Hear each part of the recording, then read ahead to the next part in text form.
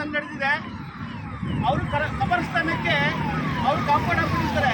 ನಮ್ಮ ದಲಿತ ಯುವಕರು ದಲಿತ ಏರಿಯ ಒಂದು ಸ್ಮಶಾನದಲ್ಲಿ ಕಾಂಪೌಂಡ್ ಹಾಕಿದ್ರು ಕೂಡ ಆ ಗೇಟನ್ನು ಕಟ್ ಮಾಡಿಕೊಂಡು ಒಳಗೆ ಹೋಗಿ ಗಾಂಜಾನ ಸೇರ್ತಿ ಆ ಗೋರಿಗಳನ್ನೆಲ್ಲ ಹೊಡೆಯೋದು, ಗೋರಿ ಮೇಲೆಲ್ಲ ಗಾಂಜಾ ಸೇದೋದು ಇದೆಲ್ಲ ಮಾಡ್ತಿದ್ದಾಗ ಅಲ್ಲಿ ನಮ್ಮ ದಲಿತ ಯುವಕ ಹೋಗಿ ಪ್ರಶ್ನೆ ಮಾಡೋದಕ್ಕೆ ಅವನಿಗೆ ಹೊಡೆದು ಮತ್ತೆ ಮಾರಣಾಂತಿಕ ಹಲ್ಲೆ ಮಾಡಿದ್ದಾರೆ.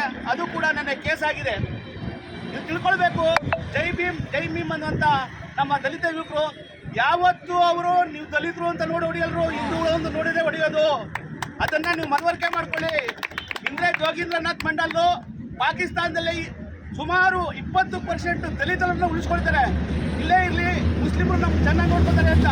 ಆದರೆ ಕೊನೆಗೆ ಅಲ್ಲಿ 1 ವರ್ಷದಲ್ಲಿ 9% ದಲಿತರನ್ನ ಹತ್ಯೆ ಮಾಡಿರ್ತಾರೆ.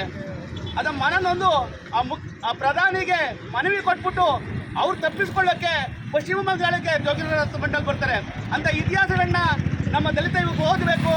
ಇವತ್ತು ಹೇಳ್ಬೋದು, ಒಂದು 4 ಜನ ಇದ್ದಾಗ 10 ಜನ ಹಿಂದೂಗಳ ಮಧ್ಯೆ ಒಬ್ಬ ಮುಸ್ಲಿಮ್ ಸುರಕ್ಷಿತವಾಗಿರ್ಬೋದು. ಆದರೆ 10 ಜನ ಮುಸ್ಲಿಮರ ಮಧ್ಯೆ 3 ಜನ ಹಿಂದೂಗಳು ಸುರಕ್ಷಿತವಾಗಿರಲ್ಲ. ಇದೆಲ್ಲ ಮನಗಂಡು ಮುಂದಿನ ದಿನದಲ್ಲಿ